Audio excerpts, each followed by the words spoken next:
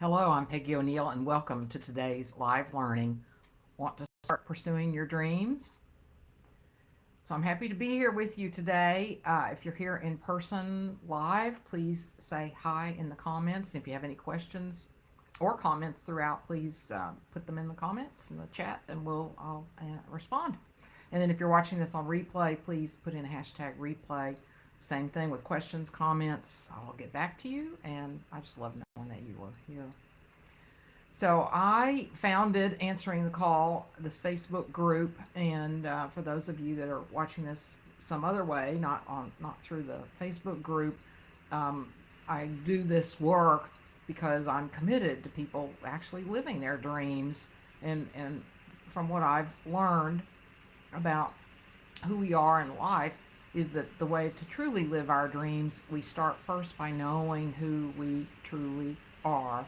And all the great wisdom traditions, together with science, tell us that we're one being. We're all source. We're all, God would be the religious name, all consciousness, universal intelligence, wisdom, whatever word or phrase speaks to you, we are that.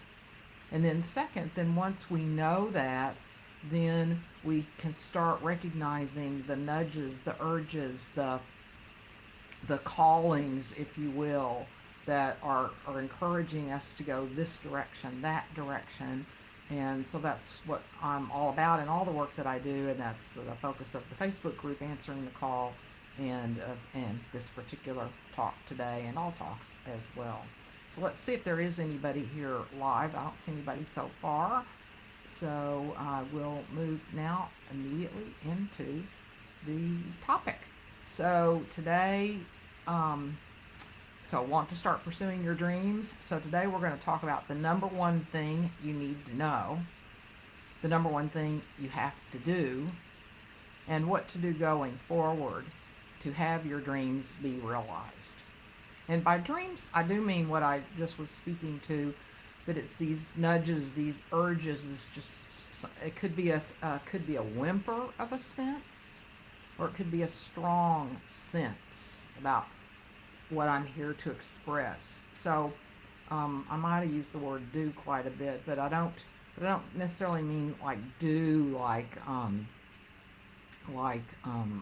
career or save the world kind of do. That could come through for you too, but it could also be a particular direction in life that may not be clear. So we don't always have this clarity around our dreams. Although today I'm speaking a little bit more to those that you think that you have, like maybe there's a money amount that keeps coming to you you'd like to create, or relationships, um, or a particular job or career, or a thing you want, a house or something like that. So um, we want to honor all of those, and I'm going to make some distinctions around the ones that are real, and then the ones that are coming from the sense of a separate self, or more the egoic dreams. There's nothing wrong with the ego. I'm not going to get into that today. But there's nothing wrong. I don't mean there's anything wrong with the ego, but there's a distinction between the dreams that are you, who you truly are, and the dreams that come from um, the ego. Okay, so the number one thing that you need to know is that whatever our dreams are, they cannot make us happy or secure. They cannot make us happy or secure. So if you're thinking you want to make a certain amount of money, oh, phew, then I'll finally be okay. That's probably not your real dream. Might be, but it's clouded over with the egoic, what comes with the ego, the sense of lack, insecurity, fear. And as long as that's present, it's going to be harder for you to actually realize the dream.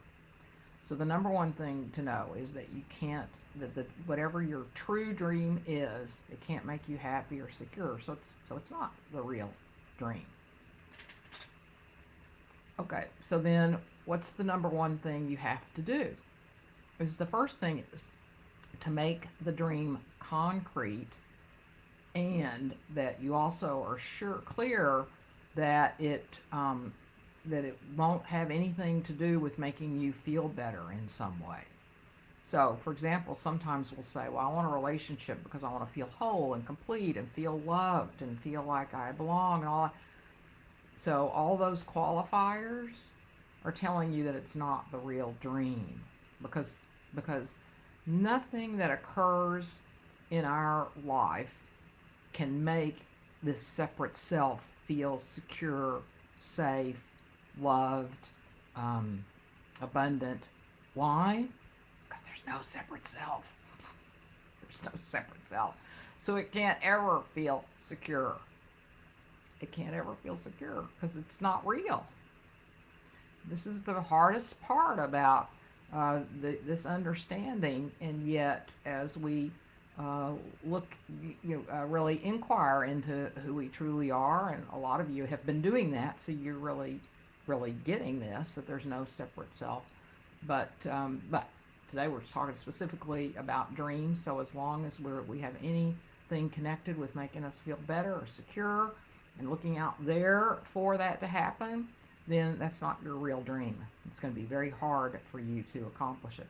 Well, I'll say to accomplish it together with the feeling and to keep it, because they're inconsistent in actuality. Why? Because as long as I'm trying to feel safe and secure by making a certain amount of money, and I think the money will make me feel safe and secure, and yet I don't feel safe and secure, then they're competing wants, they're competing desires here. I want the money, but I want to feel secure. Okay, well, if I want to feel secure, that's probably going to get in the way of me making money. Why? Because to make the money that you want, that's probably more than you're making now. I mean, most people that I work with, when they want to make more money, it's more than they're making now. Then, then, then we're making the amount that we are and doing the things that we are now because that feels somewhat safe and secure. But to make more money, we've got to feel unsafe and unsecure because we have to do things different that are out of what we're used to. And so so that actually keeps us where we are because we've got competing wants. The competing want to be safe and secure, and the want to have the money. We can't have the money and make the money and do the things that we need to and feel safe and secure. I hope that makes sense. Let me know if it doesn't. But that's why we've got to separate the two. We've got to realize, oh, nothing's ever going to make me safe and secure, feel safe and secure, because it goes with the territory. The separate self doesn't feel safe and secure because it doesn't exist, and so it keeps trying to seek that, to seek reassurance that it's real. I know, I know. But that's why often we struggle with having our dreams, those deep desires that we have coming to fruition, because we've got these competing wants going on. Okay, so the number one thing to do, now that we're clear, is to write it out in a way that it doesn't have anything about being safe and secure or making you happy or feel better. So, for example, if you wanted a relationship, maybe how you would say that is that you want to share your life with someone and live the adventure with them. You want to share your life with someone and live the adventure with them. So notice there's no expectation about anything being reciprocated, you feeling better, feeling loved, nothing like that. It's just, oh, I want to share my life with someone, very neutral, and I want to live the adventure with them. With money, so what is money really? Money's a resource to buy things. So you want to have money to buy X, Y, Z. It could be to pay your monthly bills. Okay, that's fine. But it, which is buying things because you're paying your bills. But it's not connected with, I want the money to pay my bills so then I'm not worried about money anymore. Because that won't happen, especially as long as we identify with the sense of a separate self. So the fears and concerns can still come up. Now, they'll fade into the background the more you work with everything we're talking about here. They just do. They fade. They fade. But they will still be present, probably, some of these fears and doubts and so on, because that's what the separate self does. It brings in those thoughts and those feelings. Well, it doesn't bring them in, but it identifies with them. It thinks that's who it is. And so we think that's who we are until we realize that's not who we are. So the first thing is to make whatever it is that you want, this dream, concrete, and make sure that you don't have any qualifiers with it. Uh, and as if and of course you want to be honest with yourself. So if you're writing it down and going, but I want this to make me feel safe. I want this to make me feel happy. Okay, well then it's not yet quite the true want that's going to desire or dream that is going to actually be um, you expressing and having what you really want. So then what do you do about that? So so first, if you're struggling with coming up with what you really want without the qualifiers of how it's going to make you feel, then what you want to do is sit with what you want. So let's say it is the relationship of your dreams so that you feel loved and happy. Then you sit with that, and then you ask yourself something like, okay, so what's really going on here? So you're doing self inquiry. You're, um, and the emotions that come up too, you're asking, what are these emotions revealing? Don't get into the psychological assessment. This is not about childhood trauma, childhood relationships, past relationships, none of that. It's about sitting with and asking, inquiring, okay, what's really going on here? And see what arises. Allow it to arise. You cannot use your rational mind in this, because your rational mind is your separate self who will try to take over and explain everything to you. So don't listen to it. Don't listen to it. So what you do is you just sit there and you just you ask yourself, okay, what's really wanted here? And if it comes to you, well, but I want to feel loved, and okay, what's really going on here? Well, I don't feel loved. Okay, what's really going on here? And you just keep going, and at some point, clarity will appear. And I'm not, I don't know how it'll appear for you, so that's why I'm not going to keep going, because it's what will come to you and what you will know in this inquiry. Now, if you have questions, comments, again, please feel free, put them in the comments, and I can come back to you. So, all right, but let's say you've gotten to that place where it's like, I want the money to pay the bills, and that's it. Or I want the relationship for adventure. I mean, not for adventure, but to experience adventure with somebody. Um, then, um, then, uh,